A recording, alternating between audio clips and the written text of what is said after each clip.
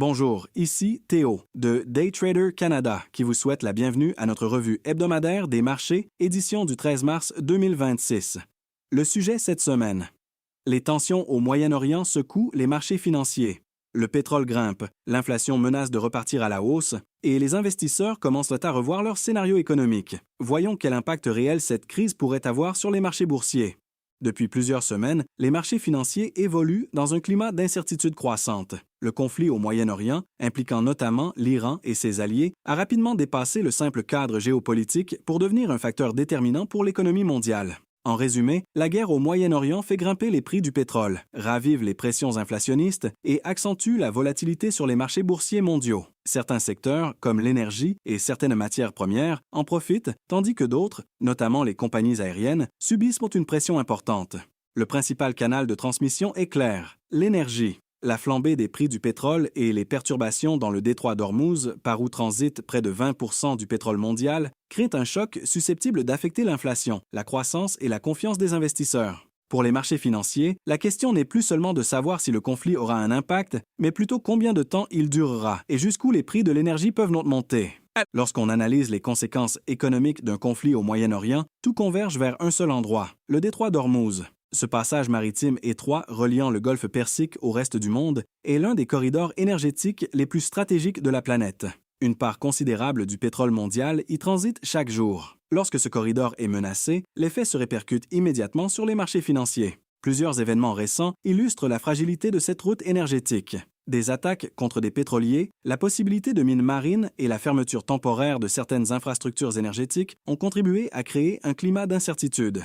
Résultat, les prix du pétrole ont rapidement grimpé, certains contrats dépassant brièvement les $100 le baril, un niveau qui n'avait plus été observé depuis plusieurs années. Même si certaines mesures d'urgence ont été annoncées, notamment la libération de réserves stratégiques par les États-Unis et l'Agence internationale de l'énergie, les marchés demeurent nerveux. Ces interventions peuvent atténuer la volatilité à court terme, mais elles ne règlent pas le problème fondamental, l'incertitude géopolitique.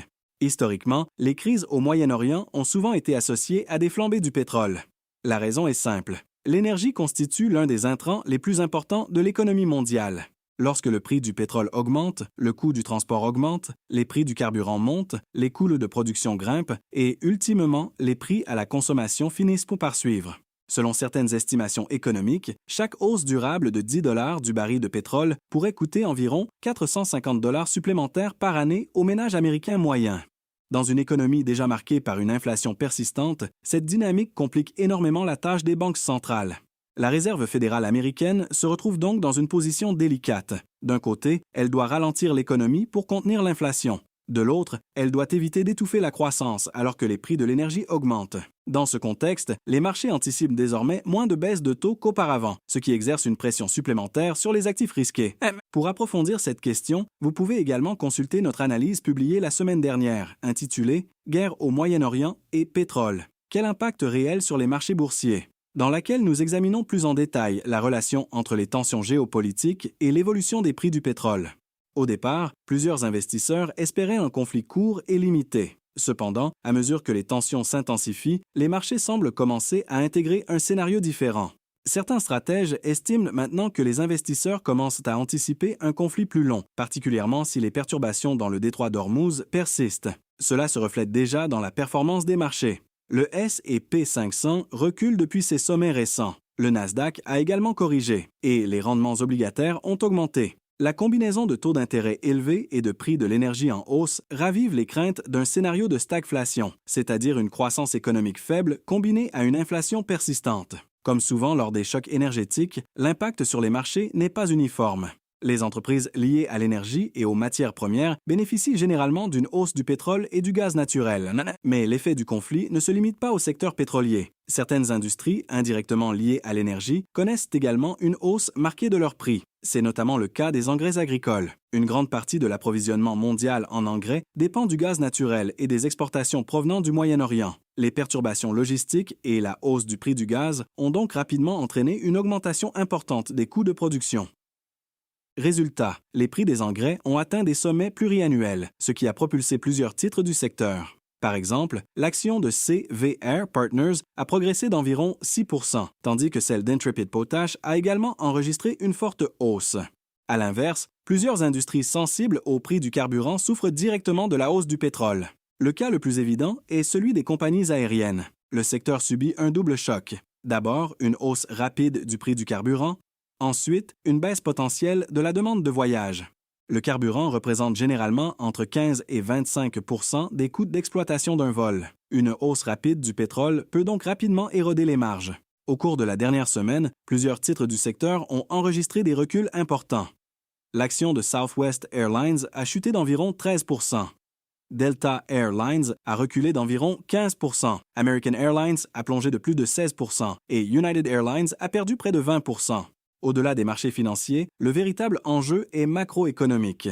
L'économie mondiale sort déjà d'une période complexe marquée par une inflation élevée, une politique monétaire restrictive et un ralentissement du marché du travail. Dans ce contexte, un choc pétrolier peut agir comme un catalyseur négatif. Le mécanisme est bien connu. La hausse du pétrole augmente les dépenses des ménages. Les consommateurs réduisent alors leurs autres dépenses. Les entreprises ralentissent leurs investissements et l'emploi peut commencer à reculer. Cela peut créer une boucle de ralentissement économique. Cependant, plusieurs économistes estiment qu'une récession n'est pas encore inévitable. L'économie américaine demeure relativement résiliente et les États-Unis sont aujourd'hui un important producteur d'énergie, ce qui amortit en partie le choc pétrolier. Dans les prochaines semaines, les marchés vont surveiller particulièrement 4 éléments. D'abord, l'évolution du prix du pétrole. Ensuite, la situation dans le détroit d'Ormuz. Les investisseurs observeront également les taux obligataires américains, qui reflètent les anticipations d'inflation et de politique monétaire. Enfin, l'indice de volatilité VX, souvent surnommé l'indice de la peur, permettra de mesurer le niveau de stress sur les marchés. Dans un environnement marqué par les tensions géopolitiques, l'inflation persistante et une politique monétaire restrictive, la gestion du risque devient plus importante que jamais. Les marchés finiront par s'ajuster, comme ils l'ont toujours fait. Mais le chemin pour y parvenir pourrait être marqué par une volatilité accrue. Daytrader Canada vous remercie de votre écoute et, pour plus de détails, restez connectés sur nos réseaux. Et n'hésitez pas à explorer nos formations sur daytradercanada.com. Avertissement. L'auteur de ce balado, Richard Dussault, gestionnaire principal chez Daytrader Canada, déclare ne détenir aucune position dans les titres mentionnés et n'a aucune intention d'initier des positions dans les 72 prochaines heures. Ce balado est une opinion et ne doit en aucun temps être considéré comme un conseil en investissement.